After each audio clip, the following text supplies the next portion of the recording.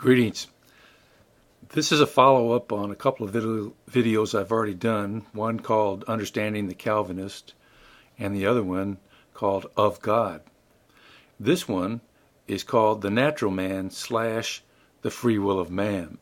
1 Corinthians 2:14 says this, "But the natural man receiveth not the things of the Spirit of God, for they are foolishness unto him. Neither can he know them, because they are spiritually discerned." The natural man who is spiritually discerned is in spiritual blindness. Paul told the Ephesians an unsaved person's understanding is darkened, being alienated from the life of God through the ignorance that is in them because of the blindness of their heart. Ephesians 4:18. Then Paul said something interesting to the Ephesians. "But you have not so learned Christ, if so be that ye have heard him, and have been taught by him, as the truth is in Jesus." Ephesians 4, verses 20 and 21. If so be that ye have heard him. Strange to say this, unless hearing is a picture of one's ability to understand. The point being, no one hears unless their ears are opened up by the Lord to hear, and by that are able to understand the spiritual things of the Spirit of God. Paul knew this. Paul experienced this outside the city of Philippi by a riverside, Acts 16:13. I like this account because it is about a woman named Lydia. My mom's name was Lydia. Lydia was a businesswoman, a seller of purple in the city of Thyatira, and Lydia worshiped God. Scripture says her heart the Lord opened, Acts 18:14. It should be noted, God didn't open up Lydia's heart after Paul spoke. He did it before Paul spoke. You may disagree with that, but Scripture verifies itself. "For God speaketh once, yea twice, yet man perceiveth it not. In a dream, in a vision of the night, when deep sleep falleth upon man, in the slumberings upon the bed. Then he openeth the ears of men, and sealeth their instruction." Job 33, verses 14 through 16. Paul eventually said the same thing. "For God, who commanded the light to shine out of darkness, hath shined in our hearts, to give the light of the knowledge of the glory of God in the face of Jesus Christ." 2 Corinthians 4:6. Lydia heard. She attended unto the things which were spoken of Paul, Acts 16:14. Lydia was then water baptized. She is already saved before she is water baptized, because her heart was opened by the Lord and she heard. Those are the two things that happen when a person is born again.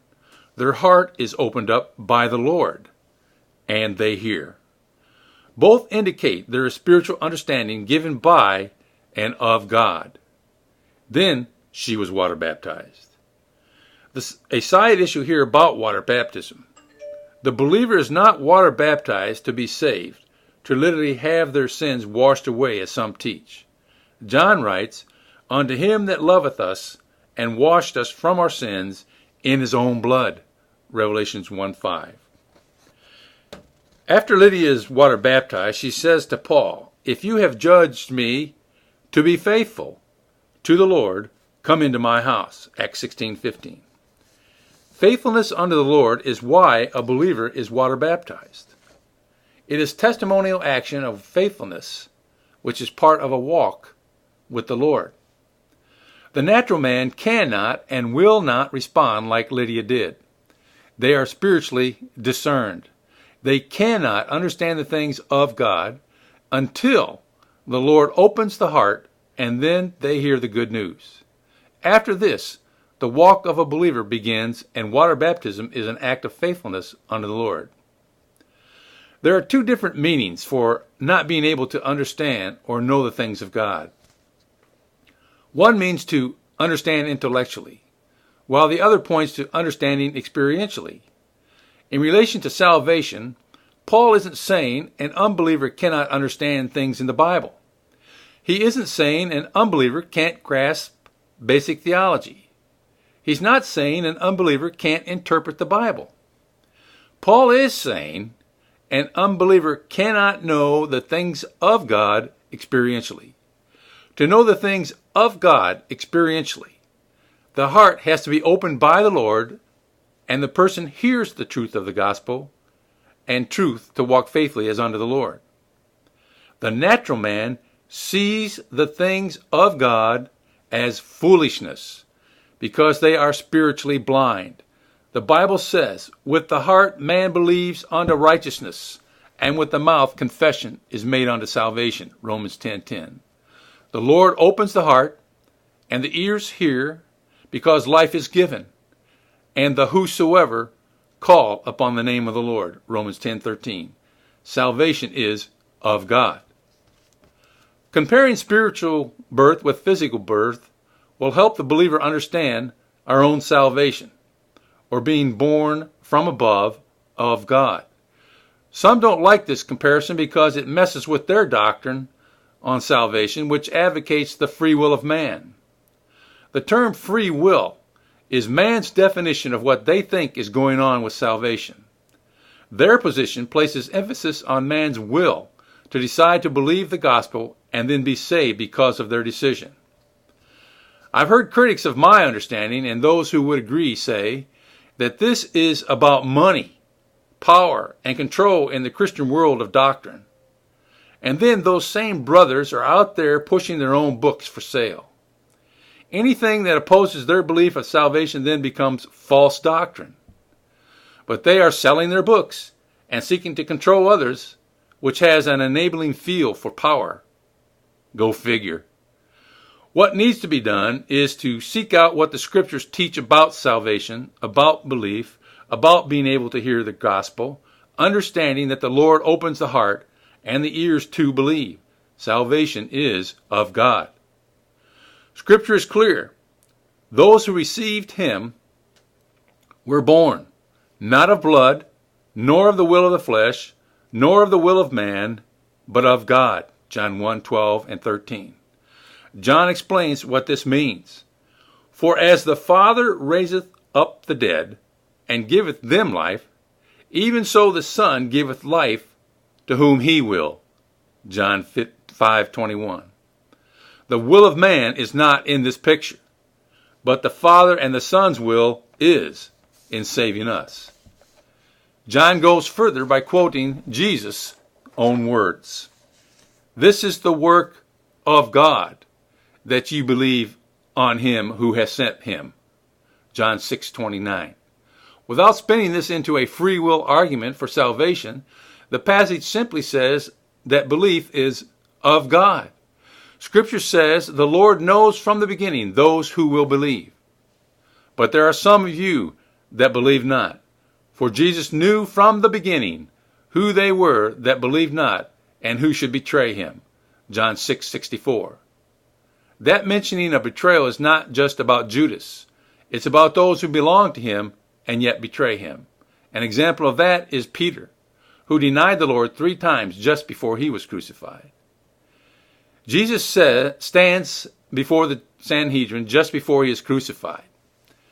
The elders of the people and the chief priests and the scribes came together and led him into their council, saying, Art thou the Christ? Tell us.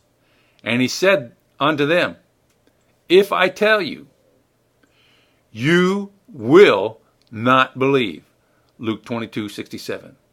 Why wouldn't they believe? Jesus said to the Pharisees, You seek to kill me because my word hath no place in you. John 8:37. Then he said something about hearing. Why do you not understand my speech? Even because you cannot hear my word. John 8:43.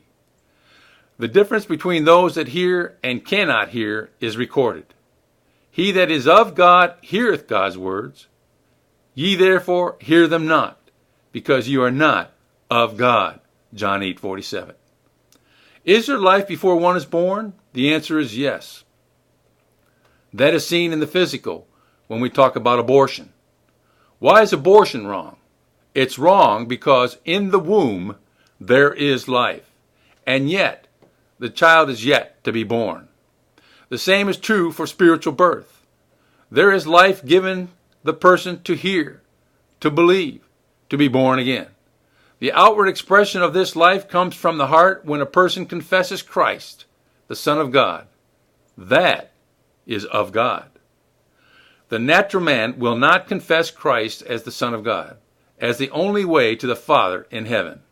He won't receive the things of the Spirit of God. That is foolishness to him and to them that believe not, until God, through the Word, quickens or gives life to the lost, dead in trespasses and sins spiritually. Salvation is of God.